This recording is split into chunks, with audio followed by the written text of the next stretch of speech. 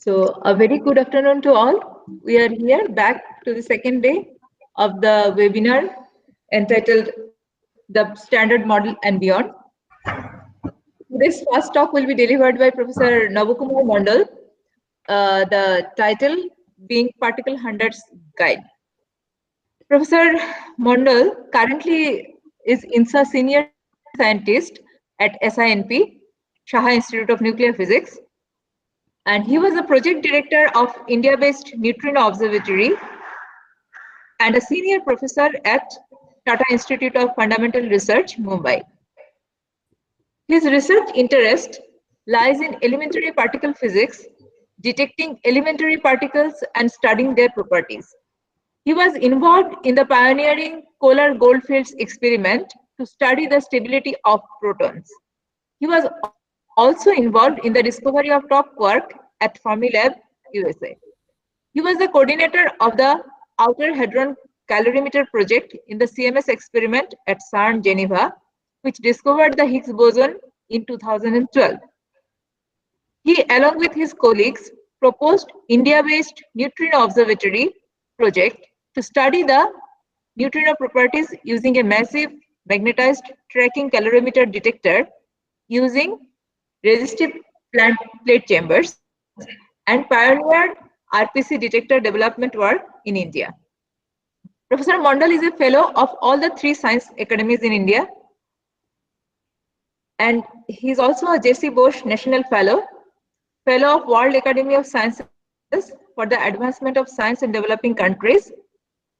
In 2001, American Physical Society presented him with the Esther Hoffman Beller Endowment Lecture Award. He received an honorary Doctor of Science degree from the University of Bardhaman in 2014. With this, I would like to request Professor Mondal to please start his deliberation. And just before that, on behalf of the organizers, I would like to thank him for sparing his valuable time and joining here, presenting, delivering on this particular topic. So let me go to the presentation now.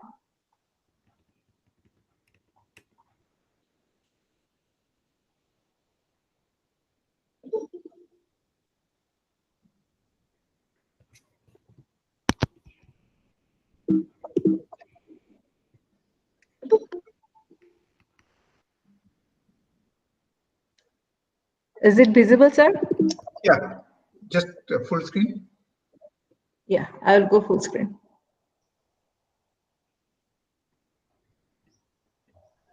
Is it okay? It's coming, I think, right? Just check. I can see. You can see, right? It's all right, Shravati Didi? Yes, I can see. How come? Hello? Yes, sir. Anyone else? Can you see it, the participants? Anyone? Full screen. Yes, ma'am. Yeah, Yes. Okay. It is visible. Okay. Okay. Anyway, let's start the talk. Okay. So I'm going to give you some idea how we detect particles. So that's the title of my talk, Particle Hunter's Guide. Can we go to the next slide? Yeah. So the particle physicist, what is their job actually?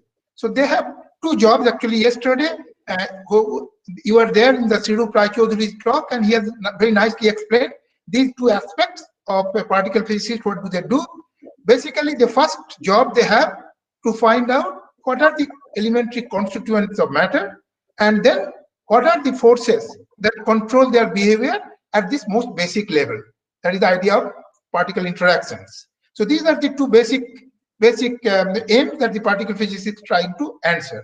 So with that, can I go to the next slide? Yes.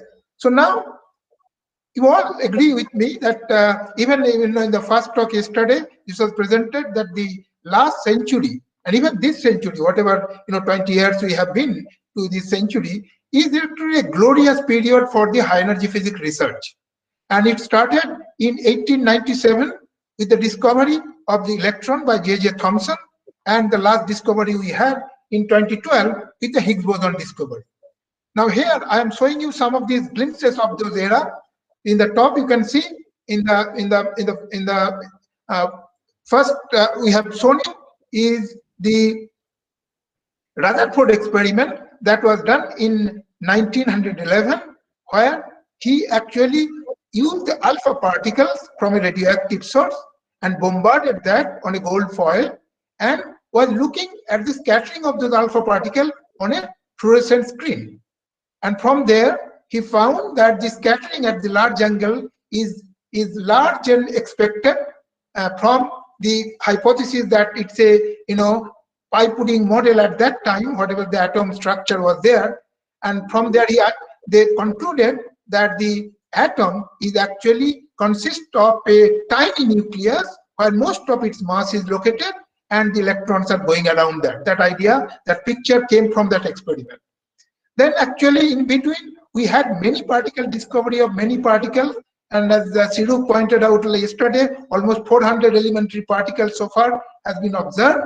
And then the last particle that we observed in this last century is the top quark in 1994 at Fermilab, where proton and antiproton was colliding and producing the top anti-top pair production.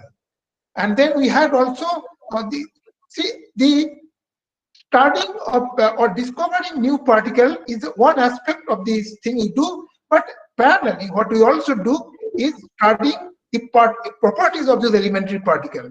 And one of the beautiful properties that we have found in recent time is the neutrino oscillations, and that is what's shown there. And then finally in 2012 we have the discovery of the Higgs bosons.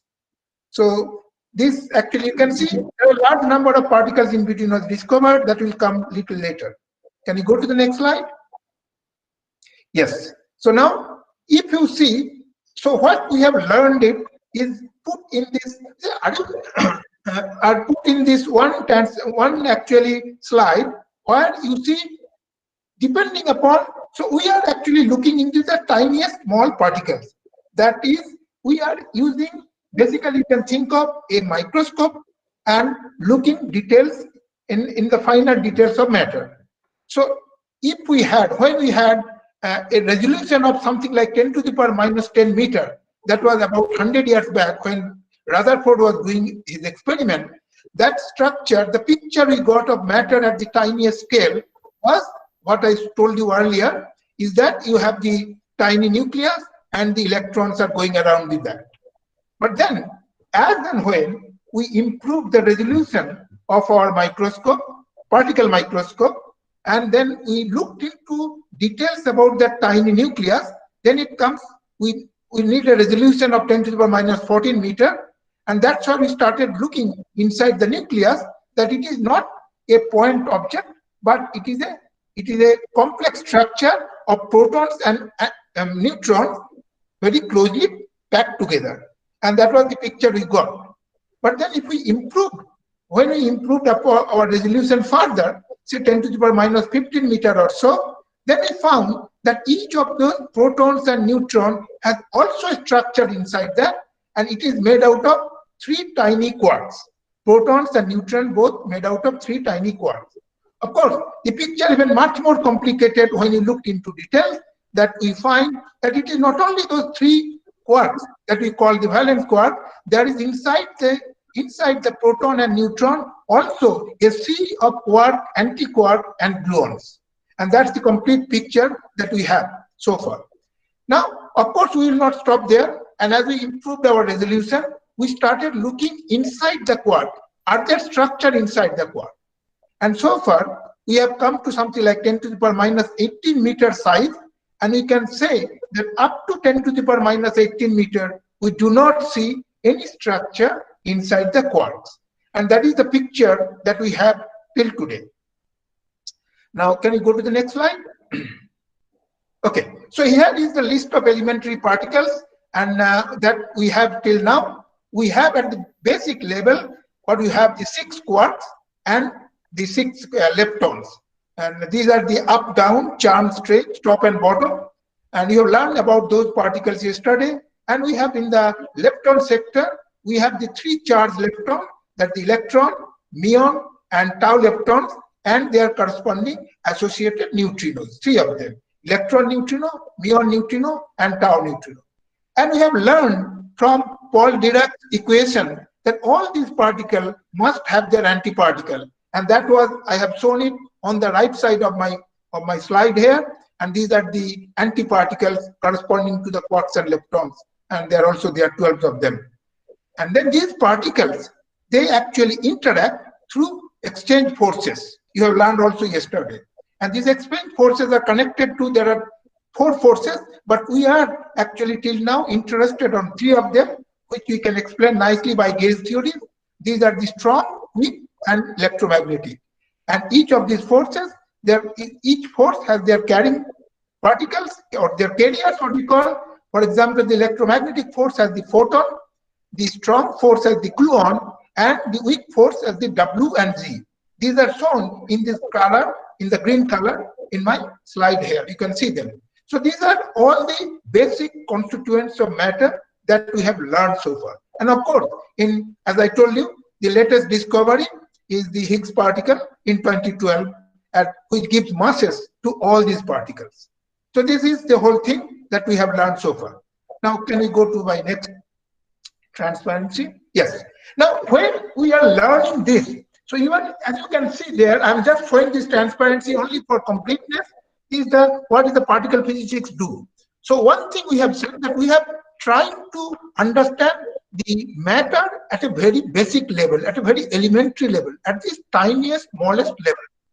But from their understanding, the properties that we learn, that we can use actually to understand the whole universe at very early stage. In fact, if you learn about the universe, we learn all the universe through the electromagnetic wave they emits. Okay? But through that electromagnetic wave, whether you light or whether it is a gamma ray or X-ray, you can name it, infrared, you can go up to something like, not up to the time when the universe was created. You can only understand or you can learn about them up to something like 3,000 years after the creation of the universe, that is after the Big Bang. 3,000 years after the Big Bang. Because that is the time from when the light trapped inside the universe started coming out. That is the 3-degree black body radiation we talk about. But what was before that? The universe was so hot and dense, even the light could not have come out from that period. But if you want to learn about that period, okay, even very close to the creation of the universe, you have to depend upon what we have learned in particle physics in the accelerator or in cosmic rays. Because this is the knowledge, because universe was so dense at that time that the matter, what we see today, is not like that. It was actually quarks and gluons and so on. So learning the properties about these elementary particles, we can really understand how the universe even evolved in the early days. So this is the beauty of particle physics, that you can use it to learn the early universe. Now, can I go to my next slide? Yes. So now I will come to my main topic that I'm going to discuss, that how particle physicists do experiment. Okay, how do we do experiment? How we have learned all this that I'm talking about, the elementary particles, their interactions, and using them about what is the stages of the early universe and so on. This actually, so that basic means what is the tools that we use for studying particles. So this, again, let me go back to the Rutherford experiment. And Rutherford experiment, as I have told you earlier, he has 3 things in his experiment. He has a source of energetic beam of particles. What was the beam of particles? That was the alpha rays that was coming out from radioactive sources. Okay, so that was his beam of particle. Then he has a target. Okay, that is a gold foil where the alpha particle is going and hitting them. And then he has a detector beyond that, that is time, is a fluorescent screen where the scattered alpha particles are hitting, and he was measuring the scattering angle. And from there, he deduced the idea of the structure of the atom. And so you need 3 things: a beam of particles, a target, and a detector. In fact, over the last 100 years, we have not changed much. Actually, even today, when you do particle physics experiment, we need these three things: a beam of particles, a target, and a detector. Only things what has happened in these last 100 years that we have improved upon these, actually each of these items that we need. We have a better control over the beam, we have different kinds of target, and we have a much more sophisticated detector than what Rutherford used. And that's what I'm going to discuss in my later part of my talk. So can I go to the next slide? Yes. So what do you mean by beam of particle?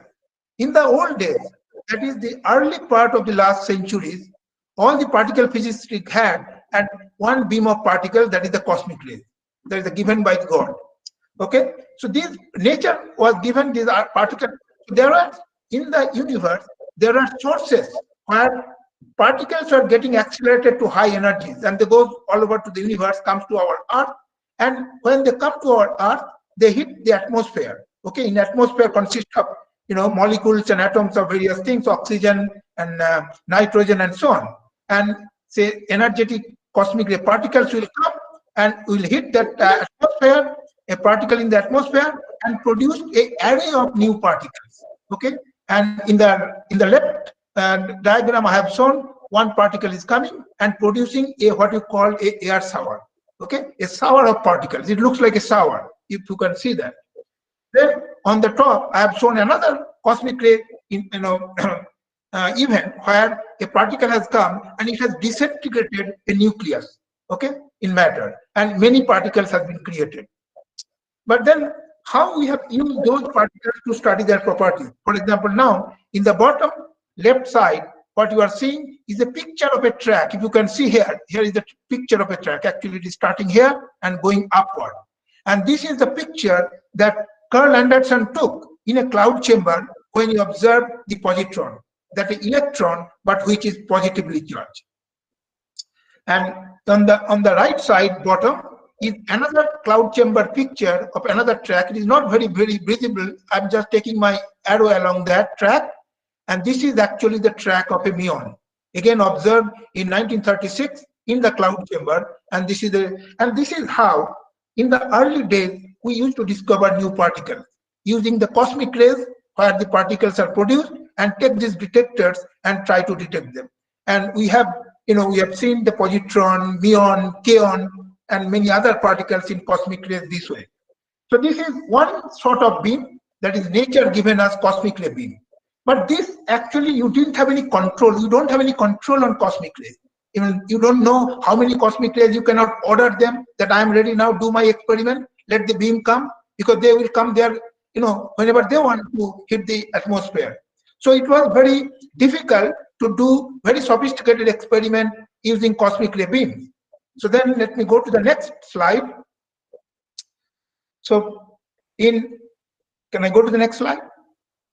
Yeah. So now this is where the particle accelerator came, where we started producing energetic beam of particles in particle accelerator. And what we do here, first let me show in the right hand side, upper right hand side, where I am showing this accelerator, and you can see there is an orange color box and there are many green color box along a circle. Okay, this green color box, what you can see, these are bending magnets. These are magnets which will say, for example, I am rotating a particle like an electron or a proton. Proton is a charged particle.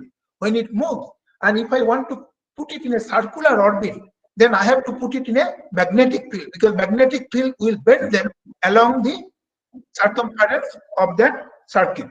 And then the particle will go round and round in that circle because of this magnet. They will guide them.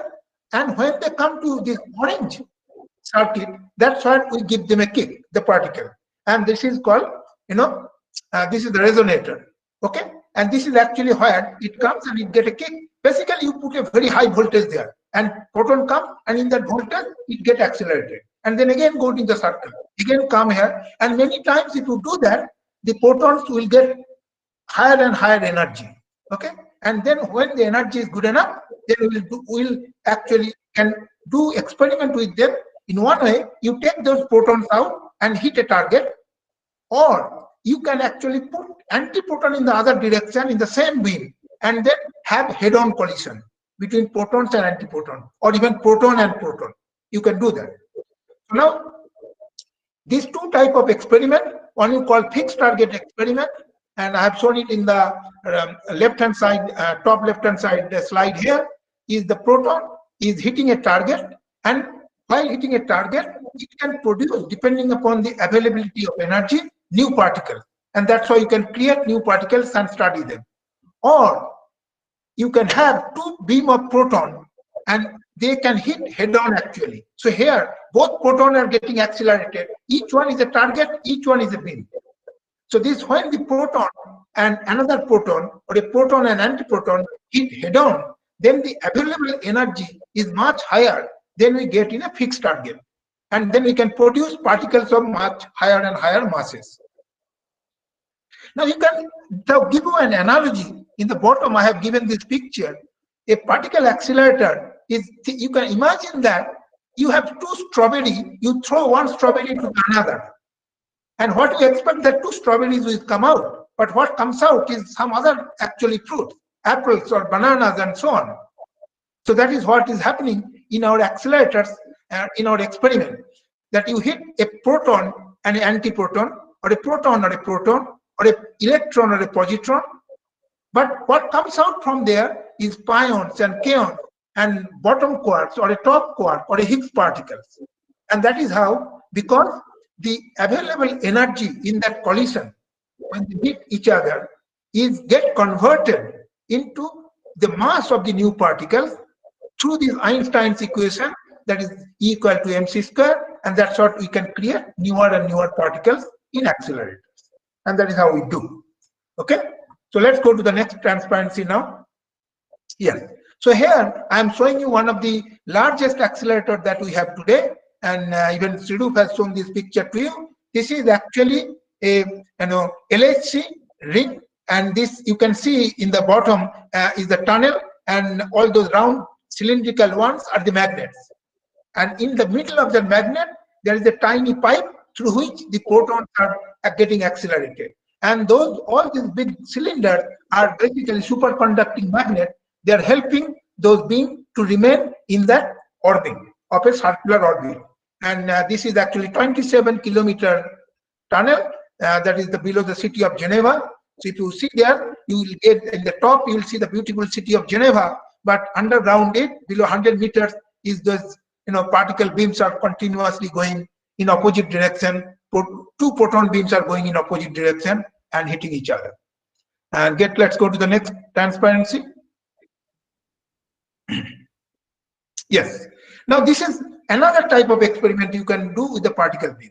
And this is actually a planned experiment at Fermilab, where actually you can see on the left hand side, and it is the Fermilab main building, and below that, what they are doing, they are actually first circulating protons, and then proton is hitting some target, producing a large number of pions, and those pions will decay into a muon and muon neutrinos.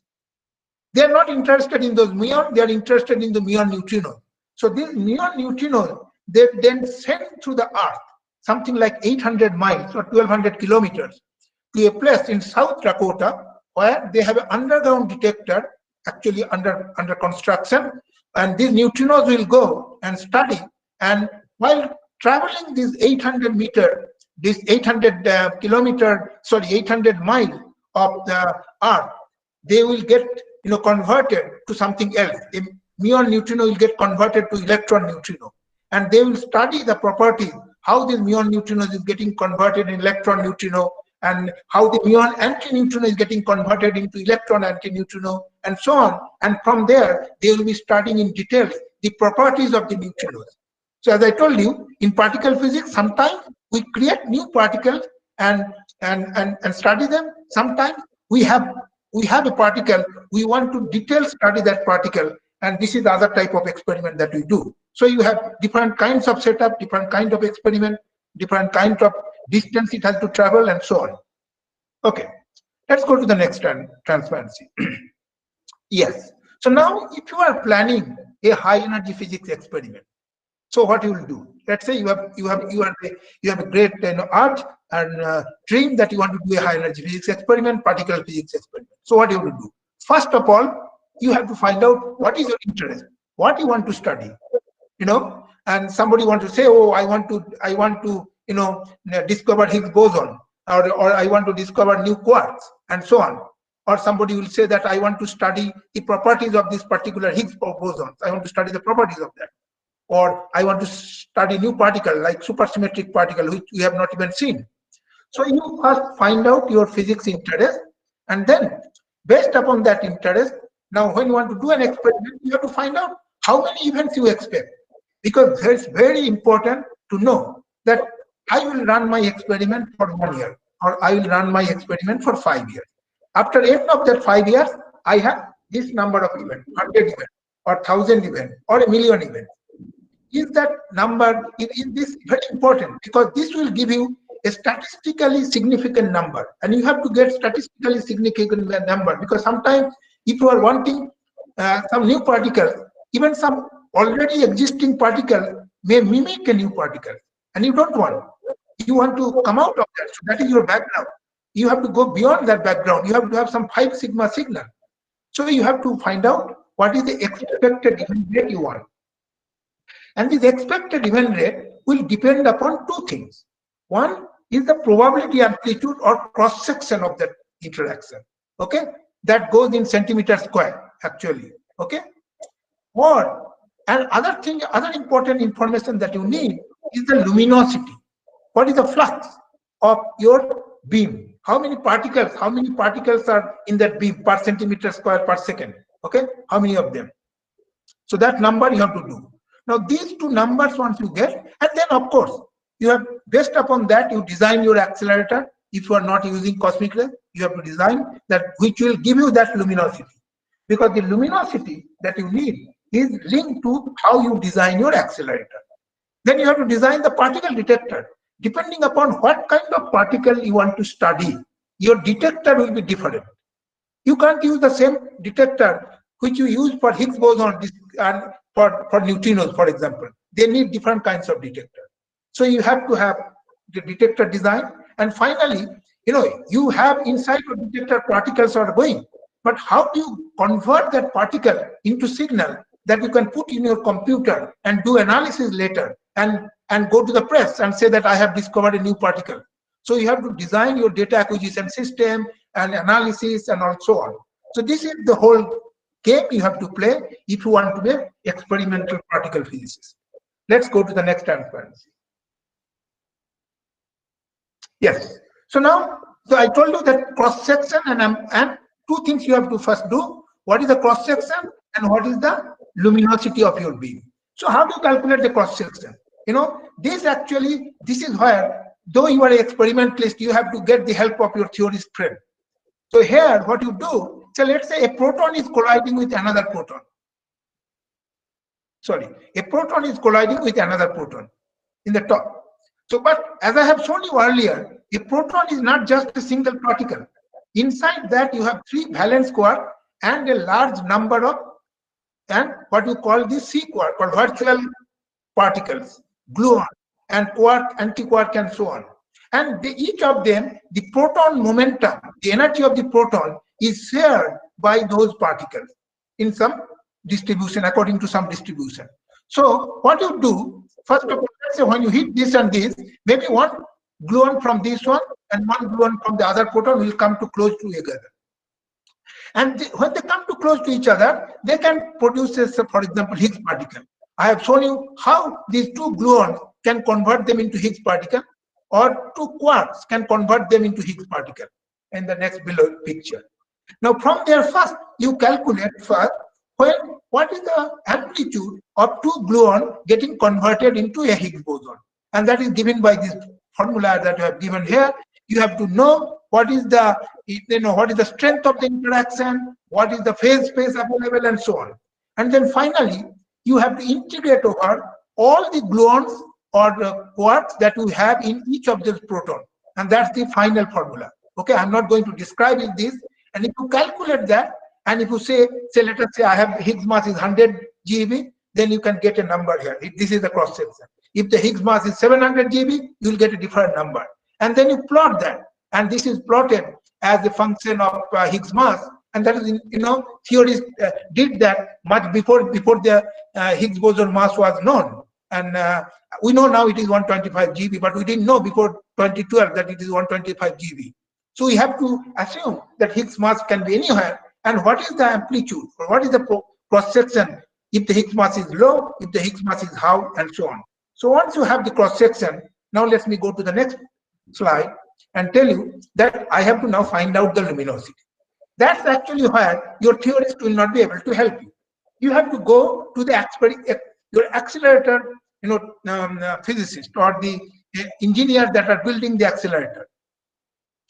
In an accelerator, I would told you, let's say in case of LHC, you have a proton beam in one side and you have a proton beam from the other direction. There, these two rings are shown. One is in blue, one is in red, where the protons are going in opposite direction. By the way, both these are inside the same, magnetic structure. But you can see that you have to have a two beam. The magnetic field has to be completely different for them. Proton and antiproton to go.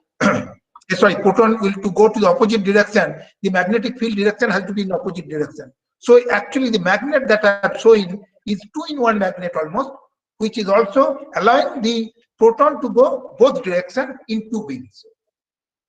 And then you bring them when the blue and red beam line meeting one point. That's why you push them head on. So proton from one direction, from the blue ring, and proton from the other direction, that is the red ring, they will come and hit when they are connected. And that's why you cover. So now, what will depend upon the luminosity? Luminosity will depend upon few things. Number one, each of these bunches, you can see each of these, circular yellow, that is actually a bunch of protons. It has something like 10 to the power 11 protons in each of them. So you put many bunches inside the ring. And how many bunches is there is very important. And how many protons are there in each of the bunches, that is also important. So the formula that I have shown here is luminosity is depend upon how frequently these protons are rotating, that is what is their speed.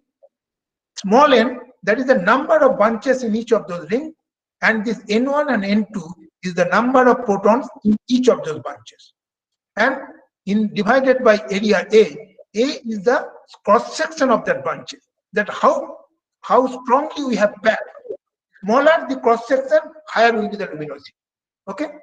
So then you convert that into the luminosity by, you can calculate the luminosity, and then if you are running the experiment for 1 year, that over time, how much luminosity you have got. That is the curly L. And then if you know this curly L from the accelerator, and the earlier transparency, I have shown you the cross section. These two, multiply these two, and there is efficiency factor. These three will give you the total number of events. Okay. So now you know the total number of events that you expect from your experiment. So in fact, before you start your experiment, you have to know, because if you find, for example, the number of events you get after running your experiment for 10 years is small, then you don't even start the experiment, because this is not going to give you the result. So what you will do there, instead of that, you go to the accelerator people and tell, I want higher luminosity. Okay, I want higher luminosity because my cross section is low. Cross section you cannot do anything, because that is nature given. Okay, you cannot change that number, but you can change the luminosity number. You design your accelerator so that it can match this cross section and then give you the desired number of events you need for your experiment. Okay, so this is how you do. Okay, fine. So this, now let's go to the next transparency. Yes. So now particle detector. So I told you that blue and red ring in the earlier transparency was meeting. That's where the proton from one direction and the proton from other direction coming and hitting each other. Okay, and they are producing these new particles in this point. So you cover that point with layers of different kinds of detectors. Why layers of detectors? Because you don't know what particles is coming out. And one kind of detector, as I told you earlier, is maybe sensitive to one kind of particle. So you covered it with different layers of detector so that any particle comes out from that experiment, you can detect them.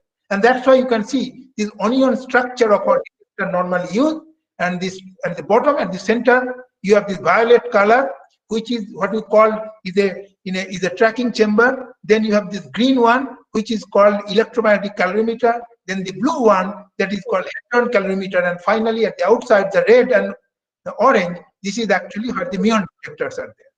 And when the proton from one side and proton from our side come, that is shown in the bottom picture, where they will meet at the middle and many particles will be created and they will go through the detector, and you will take a snapshot of that time when these particles are colliding and new particles are created. So now, how do you take that snapshot? How the camera works? That I am going to explain later. So go to the next transparency. So finally what you see here, so this is the particle track that you will see. Now a detector you have removed and only the tracks are visible, that is in a computer. You have the data transferred to a computer and you actually recreate all those paths. You connect the footprint of each of the particles and they will give you the track, and you can clearly from here you can see that something has happened in the middle and many particles, many tracks are going in all directions. Some of them are curling a lot because those are low momentum track, and this is in a magnetic field, so they will curl. Okay, they'll give you helical track. And some of them are very high energy track. Even in a magnetic field, they will not make much bend, so they will go almost like a straight particle. In fact, I'm not much interested in those all curly tracks because they are actually noise for us. We are always interested in those straight tracks.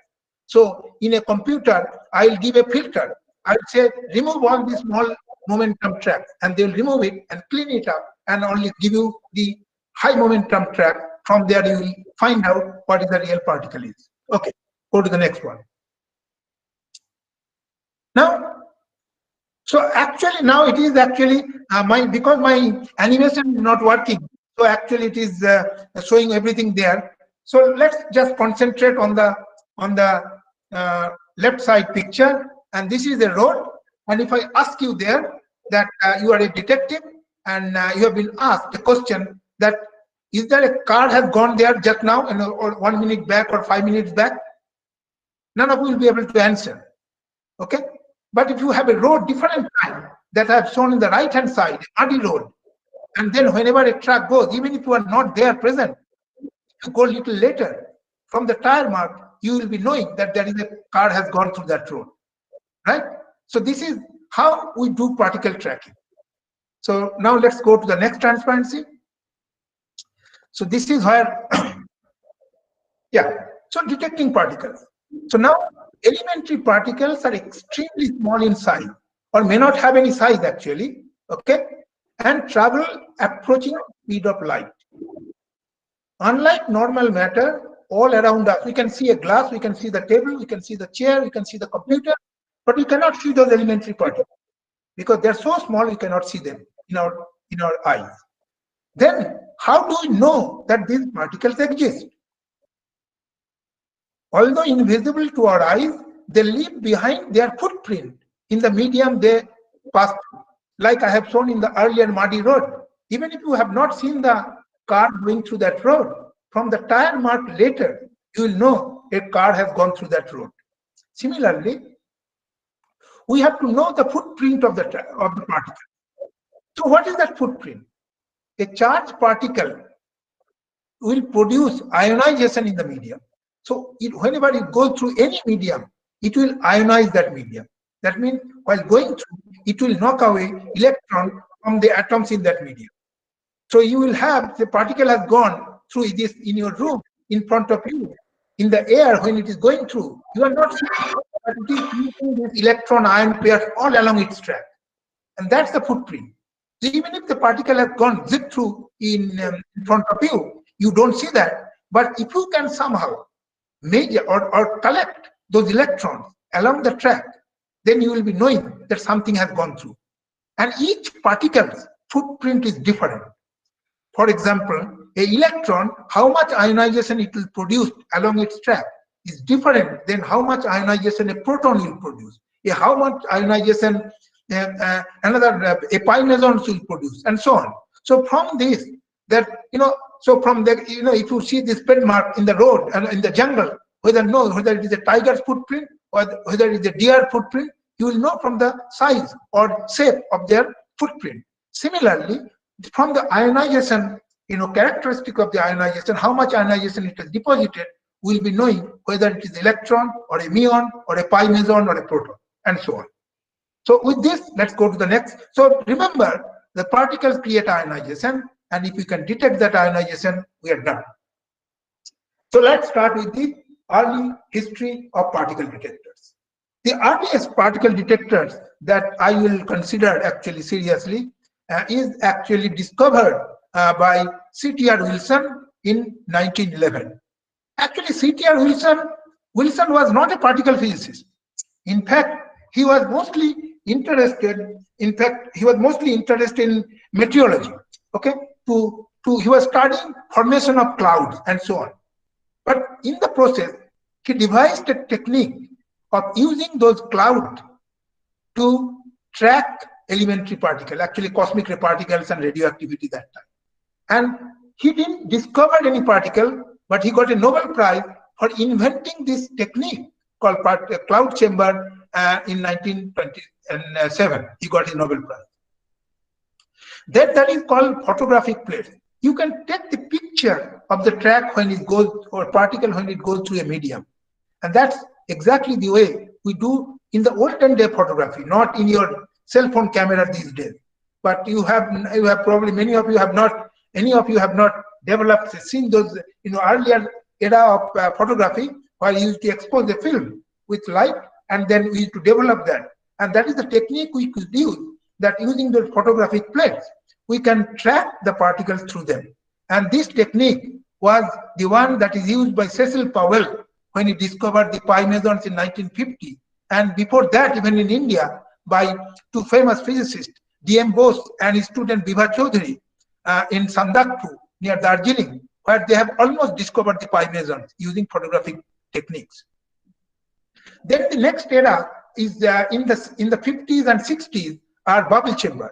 This was invented by Donald Glaser, and again he got Nobel Prize for inventing bubble chamber.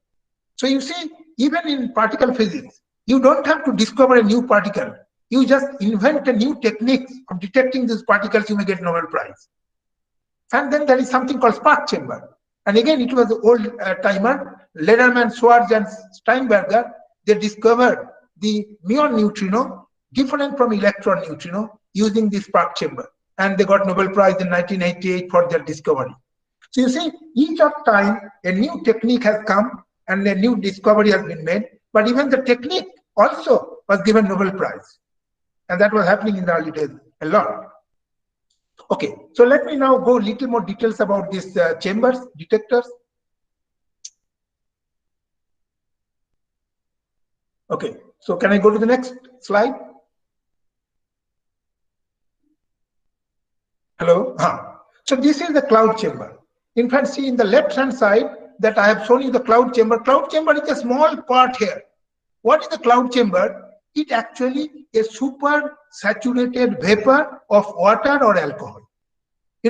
So if you want to form cloud, you have to create a low pressure zone, right? You heard this lot, and a low pressure zone has been created, and there is a chance of probability of rain and so on. What happens here? If you have a, here water vapor or alcohol vapor, and you suddenly reduce the pressure, that's what is done by this big,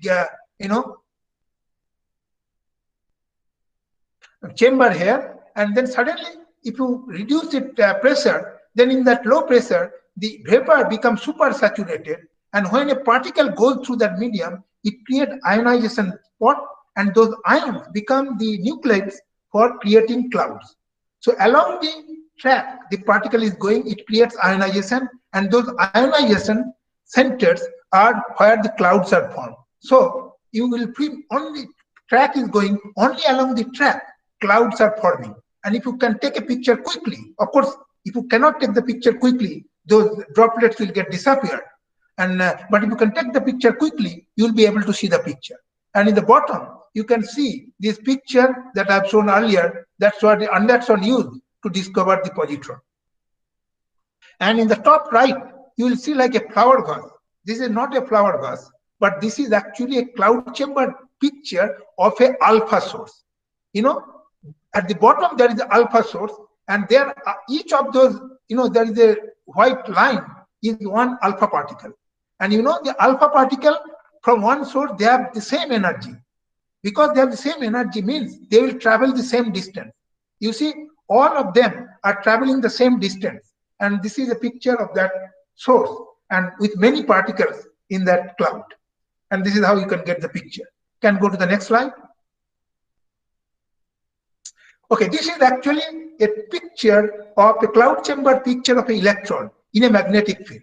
This is a 16.9 MeV electron that was created in an accelerator, and then cloud chamber picture was taken. And you can see it is actually curling, because in a magnetic field it will curl, and then it will go certain distance before it gets stopped. And there is a picture of an electron at that energy.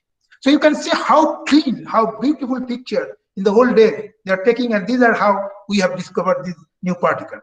Next slide, please. Here is the photographic emulsion. As I told you, the photographic emulsion is actually, what is it? It actually is a layer of silver gelatin, silver bromide or silver chloride or silver iodide. You put it in a gelatin medium and put it on a plastic, a layer. And whenever a particle goes, it will ionize actually those break those bonds between silver and the bromine, and then if you can later on, if you can expose those, develop those, then only silver grains will remain, and then along that you will get this track. So this is actually a track, but this is a track of a pion, and the pion decays to a muon, and here is a long track of muon, and then muon again decays into electron. This is the short track of electron, and this is almost all these are pion, or start with pion, it decays to a muon, and ultimately it decays to electron. These are the picture was taken by Cecil Powell, and that is why he discovered that the pi mesons was there. Next one, please. Well, these are actually, let's move that. I think I'll have less time today because I have. By the way, how much time I have? Because I have lost some time. So tell me that. Okay. You lost almost 15 minutes, and now you have 15 minutes exactly in hand. Okay, good. So this is actually, now let's go to the bubble chamber. Bubble chamber is just like cloud chamber, but instead of in a cloud chamber, you have super saturated vapor, right? In a bubble chamber, you will have super saturated liquid. Superheated liquid. Now, do you know of superheated liquid? Actually, it is there in your home. Every home actually superheated liquid. This is inside a pressure cooker. Inside a pressure cooker, what you have is superheated water. And actually, that is why, it doesn't boil. Even it comes to 100 degrees, it doesn't boil. So that is what its pressure is very high. Now, you don't try to do that experiment, but if you suddenly open a pressure cooker lid, then you will see there will bubbles started immediately coming. And that's because the pressure suddenly got reduced. And in a controlled way, you can do that. Can go to the next transparency. This is how you can do that in bubble chamber. Can you go to the next transparency? Yes. So in the left side, what you see is a bubble chamber. In the top part is where is a super saturated liquid will be there, and suddenly you lower the piston so that the pressure became reduced, and then whenever a charged particle is going, then along its track it will create small heat center, right? Because the particles is going, it is depositing energy. Energy means heat, and so it will create small bubble along its track. And then in the top, this one, there is a camera which will take that picture. And this picture is really beautiful. If you see in the right-hand side, is shown when a beam of a particle come, hit a target, create many particles, and when those particles are going through a bubble chamber, they'll leave their track. And some of them, it is again in a magnetic field. That's why you see some of them are curling. And in this track, you will be able to study and finding new particles. That's what is in bubble chamber. Next one, please. So this is actually a spark chamber. Spark chamber is nothing but spark. If you have two parallel plates at a very high voltage, they will start sparking between them. And you can accelerate that spark if there is a something discharge, some particle goes through that. Because when a particle is going through that, that means it is ionizing the gas between or air between these two plates. Ionizing means you are creating a low resistive path. So the probability of spark will increase there. And that's what is happening. Many parallel plates are kept there at very high voltage potential difference, and a charged particle is going. When it's going through that, it will just pass along this way. And then you just take a picture of that spark, and which is shown in that right-hand side, many such white spots. Those are the picture of those sparks. And along the track, you'll get those pictures and then find the track again. Okay? So now let's go to the next one. This is the spark chamber, and that is what the Lederman and his team. Now this is the era of the older type of detector, and now come to the modern detector. Modern detector is based upon now no more picture. I want to electronically collect that signal. No more picture, because taking photography, etc. is very difficult. It's slow. You cannot get too many events. Okay? So here comes to the modern detector, and this is one of the modern detector. It is actually invented long back, but it is extensively used. This is called the proportional chamber. Proportional chamber is nothing but an outer cylinder, and that is the red color big cylinder. Inside, in the center of that, there is the anode wire. Okay, and then you put a high voltage difference between the outer cylinder and the central anode wire. Let's say something like 3000 volts or so. Now, whenever a charge, and you fill this chamber with some gas, let's say argon, carbon dioxide or something. Whenever a charged particle is going through this detector, it will ionize along its track, as I told you, electron-ion pair. And those electrons, because lighter particle, will start moving towards the anode wire. That is the central wire. And because it's of cylindrical geometry, the field concentration, you can calculate that later. In fact, I have given the formula here. Close to the wire, the field concentration is very high. And if the field concentration high, in an electric field, all those electrons get accelerated. And they get accelerated so much that they can knock on other electrons from other atoms also. That means one electron go to the wire, it creates 2, 2 to 4, 4 to 8, 8 to 16, and so on. So you can enhance the size of your signal that you collect in the wire. And that is why it is called proportional counter. And then in the wire, you get a tiny pulse, and it is taken out through this capacitance, because this wire, central wire is in high voltage, so you cannot directly connect to the anode wire. So there is a capacitor, blocking capacitance, and then there is the anode, there is the amplifier, amplify the pulse, and you can see. These are the proportional counter. Go to the next one. In fact, we have used extensively those proportional counter in the experiment that was done in Collard Goldfield to study proton decay. In fact, they can be of any size. You can see these mining laborers are stacking those proportional counter. This is one of them, proportional counter, which is 6 meter long. Okay, 6 meter long counters, one of them. And there's need not be cylindrical tube, they are square tube. The outer one is the cathode, and there is a central wire going there. And I have filled those cylinders with carbon dioxide and argon gas. Well, you stack them one above other, and you can stack them in one layer because they are square geometry, and then put the next layer and next layer and next layer and so on, and then build your detector. And in the bottom, I am shown here, whenever a charged particle, in this case, this is the neutrino come and interact at that point here, the vertex, and then there is 2 tracks is going upward direction. And you can, each of the proportional counter through which it is going will give you the signal. And then you can you can generate your track. Okay, so this is you can do. So now you are seeing here, I am putting this proportional counter next to each other. Now go to the next transparency. So I need so many counters. Instead of that, in one layer, I can call what you call the multi-wire chamber, where you have a cathode plane on the top, cathode plane in the bottom, and in the center, at certain distance, you have those anode wires one after another in the same chamber. Okay. If you look into this right side, where you have given the field configuration, and you can see the red dot are the wires, and the black lines are what is the field lines. Okay, you can clearly see near the wire, the field strength is high, and closer to the anode wire, sorry, cathode plane, field is low. And again, whenever a charged particle going through that, it will create electron-ion pair. Electron will start going to the nearest anode wire. And while going close to the anode wire, it will get amplified, and then large pulse will be coming out. And you make many such multi-layers. You make one multi-layer, one multi-wire proportional counter, below that another, you stack them one after another, and then you get your tracks. Okay, so this is how you can take more. Now you get signal, electronic signal here. Now you don't take any more photograph. You get your electronic signal, you know what time it has happened, you can computer, you get your signal, and then you can recreate the track in your computer. Okay, that's how to do. Go to the next slide. I think I will skip this this slide. This chamber, this is a similar form of the chamber of this one. Go ahead. I think let us skip this because of the lack of time. Yes. Now there is another kind of detector. As I told you, if you want to study one particular properties of a detector, then you need only one medium.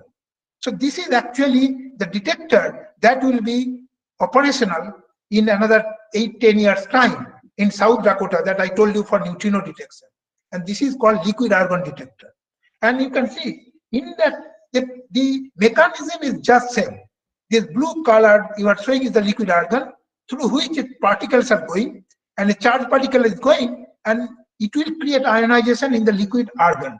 And the electron from those ionization will be detected by wires, plane, and then from there you can reconstruct the track. And depending upon how many energy it deposits at a point, the number of electrons collected will be different. So more the number of electrons mean more energy has been deposited. And you can see some in that when I plotted the track, there are some red spot here. In the red spot, there is more energy deposition. That means what has happened? One particle has come, it has created more particles here, and some of them are even branching out here. It's like a tree branching out. So you can study the whole structure of the particle and how it is moving, what it is doing inside the detector, everything in computer, and then you can study them clearly and then find out what they are doing.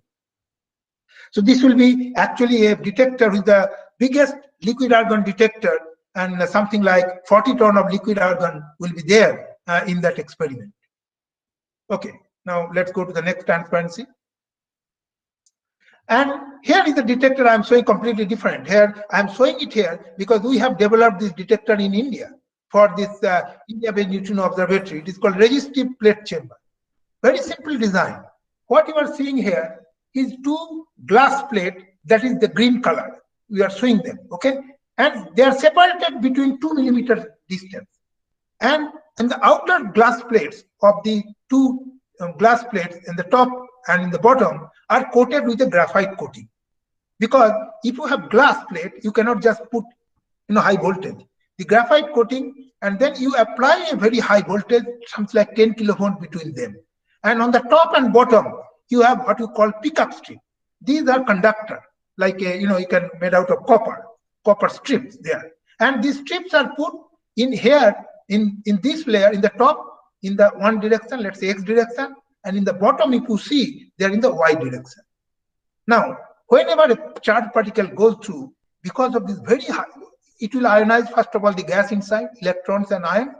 But because of this huge voltage difference between two glass plates, the electron ions will start moving in that high field and will multiply. It's called avalanche.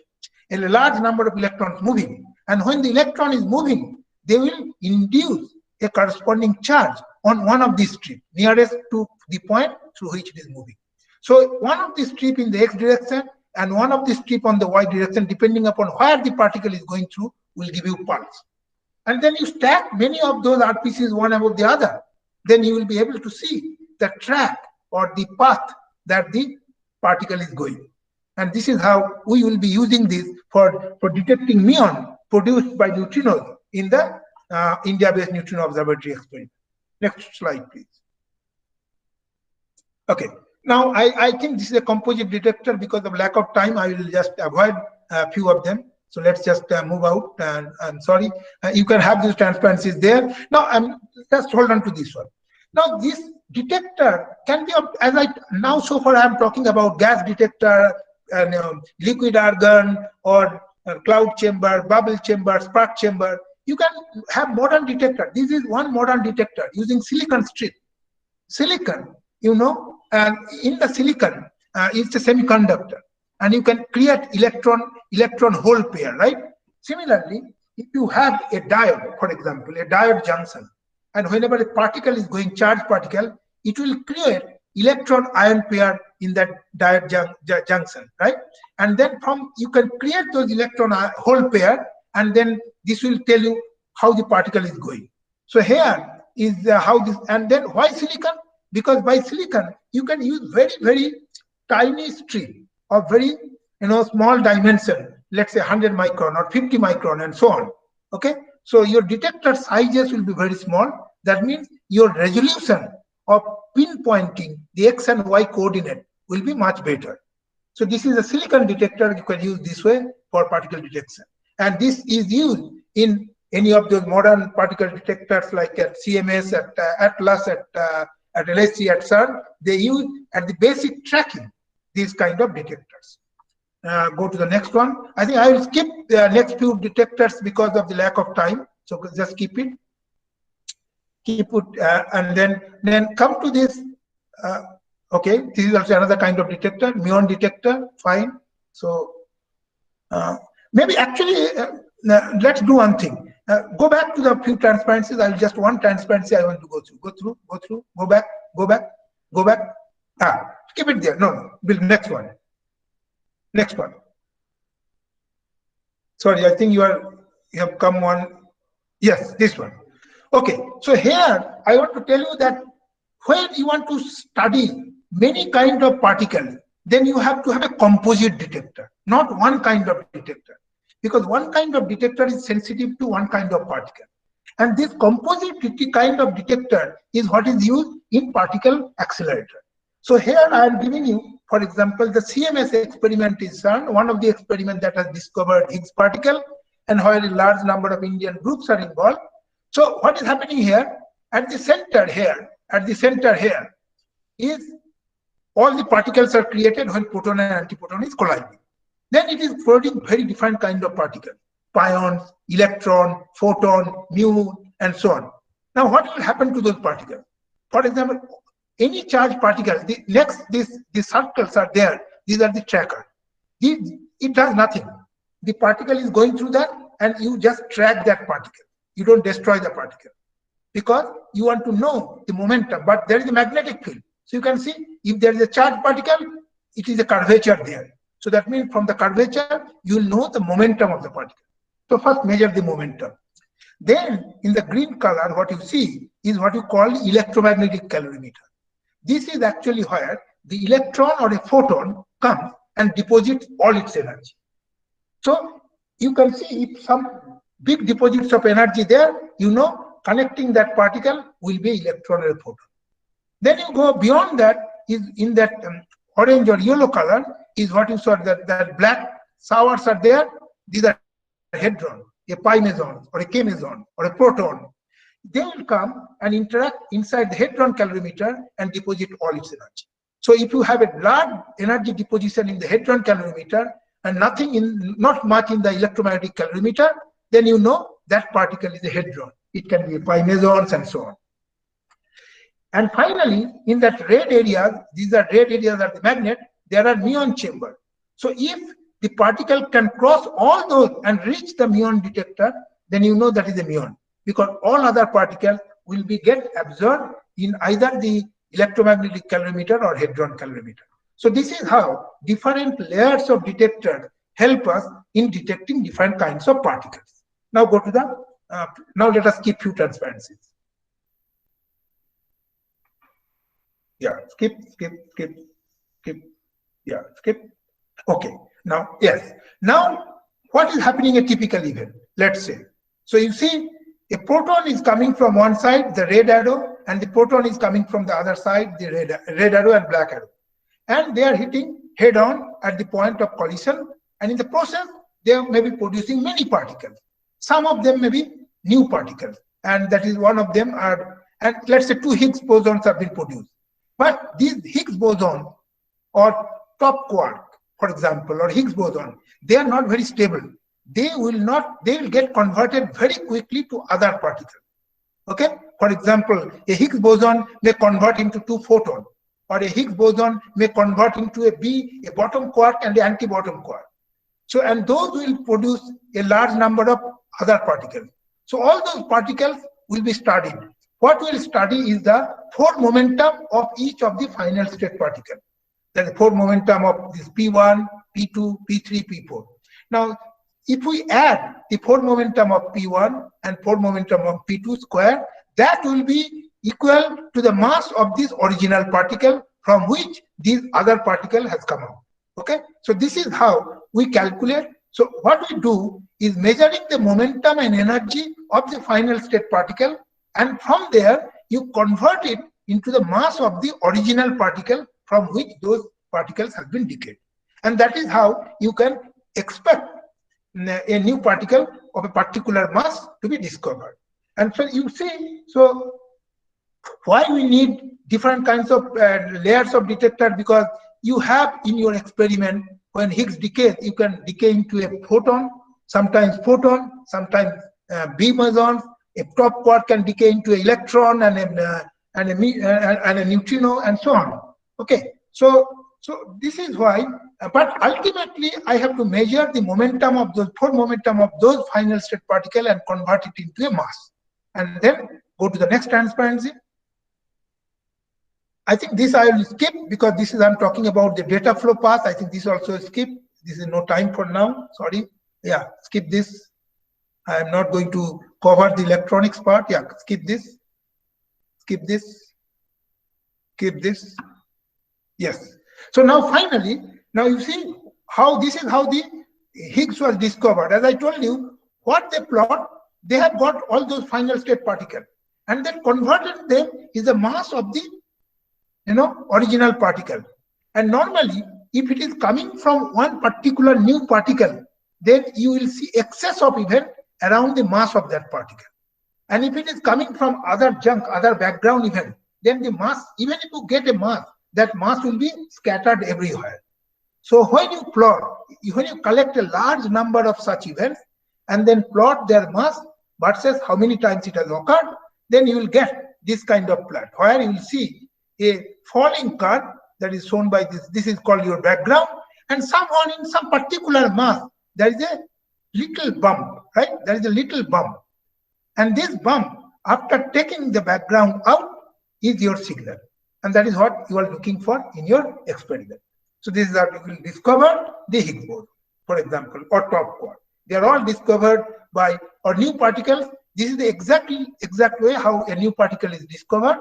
That you calculate the mass of that particle from the final state particle that you have, and then plot that mass from a large number of, and then finally you will get a peak somewhere. Next transparency. Yeah. Now, as I told you, these all detectors are not those composite detectors. There can be a single detector. What I am showing here is a detector which is just water.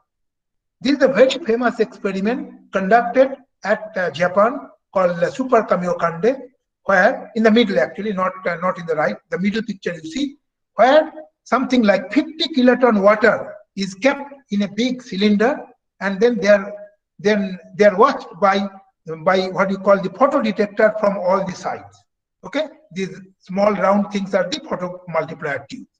And whenever a particle like electron or a muon goes through the water, they produce something called Cherenkov light. And that light will be detected by this photomultiplier, and they will be able to identify the electron or a muon. This kind of detector is only can be useful for studying a particular type of event, not all events. Okay, it's not a multi-purpose detector. It's a single purpose detector. It will do something else, but its main job is to detect neutrino events, and that is how it will be detected. And sometimes the size of the detector can be so big, say a square kilometer cube. Okay, you have to make a kilometer cube detector, 1 kilometer versus 1 kilometer versus 1 kilometer, because the event, as I told you at the beginning, that the event rate depends upon the flux or luminosity and the cross section.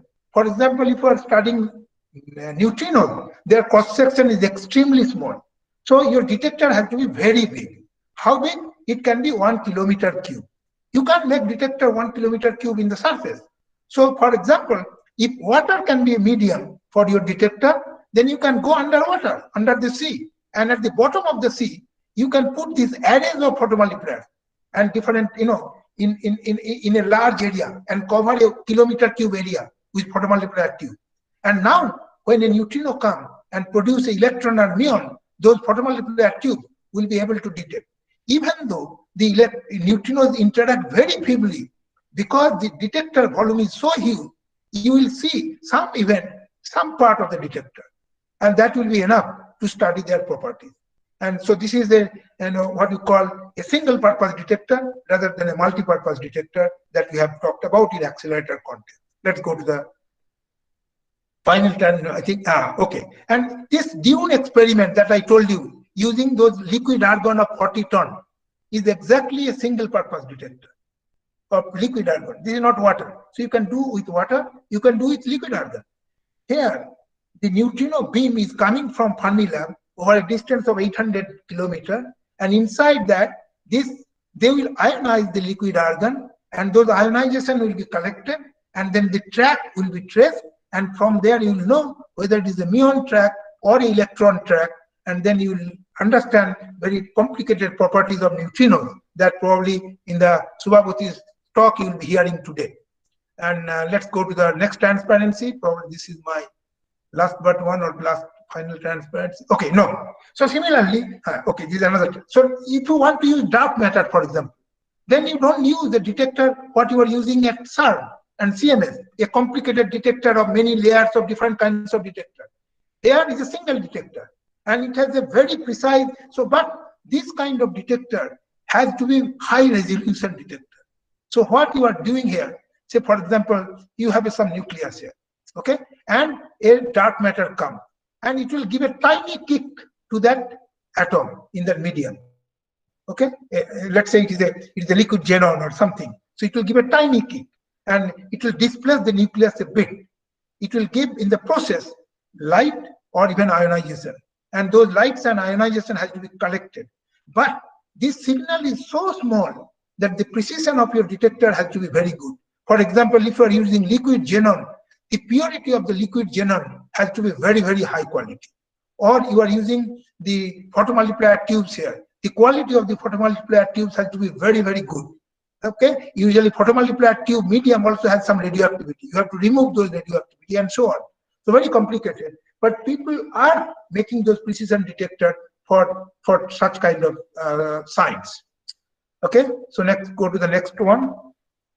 Yes, so now let me finally talk about just, I think Subhabhuti will be talking about that.